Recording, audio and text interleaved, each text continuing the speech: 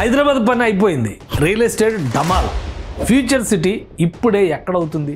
ఇలాంటి మాటలు విని విని అలసిపోయారా?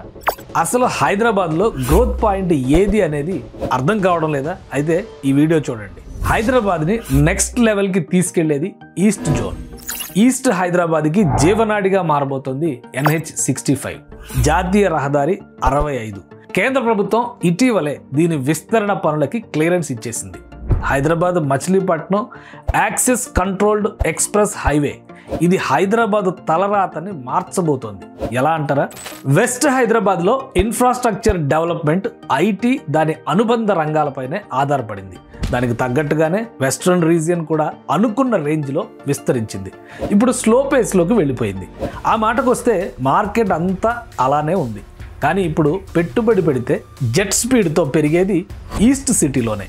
ఎందుకంటే మచిలీపట్నం పోర్ట్ యాక్సెస్ని వినియోగించేందుకు తెలంగాణ ప్రభుత్వం ఈ ప్రాంతంపై పెద్ద ఎత్తున పరిశ్రమల్ని ప్రోత్సహిస్తోంది.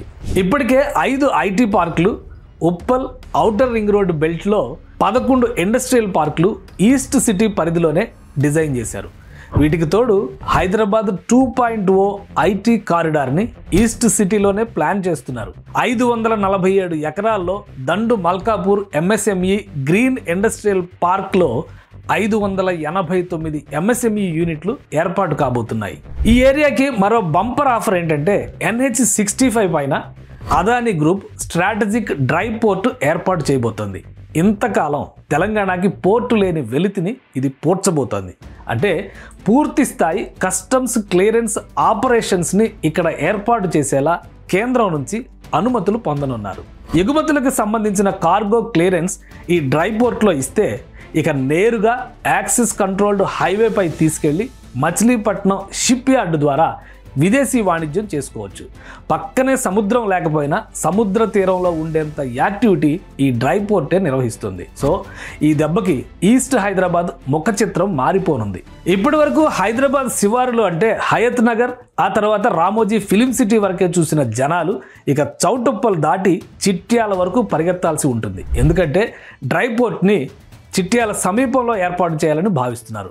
సౌత్ ఇండియాలో లాజిస్టిక్స్ని పూర్తిగా రీడిజైన్ చేసే ప్రాజెక్ట్ ఇది.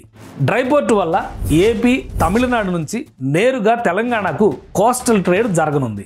ఫిజికల్ గుడ్స్ ఎక్స్పోర్ట్ ఫ్రెండ్లీ హబ్గా హైదరాబాద్ మారనుంది. బాటసింగారంలో 40 ఎకరాల్లో HMDA ట్రక్ డాక్, 22 ఎకరాల్లో మంగళంపల్లి లాజిస్టిక్స్ పార్క్ని తెలంగాణ ప్రభుత్వం అభివృద్ధి చేస్తోంది. ఉత్తర దక్షిణ భారతాన్ని కలిపే రోడ్ నెట్వర్క్ని కూడా ఇక్కడ అభివృద్ధి చేయబోతున్నారు. ఈ అవసరాలకు తగ్గట్టుగా NH65ని 6 వరుసల రహదారిగా విస్తరించే పని శరవేగంగా సాగుతోంది. సో ఈస్ట్ హైదరాబాద్కి NH65 మరిన్ని క్రేజీ ప్రాజెక్టులను తీసుకురాబోతోంది.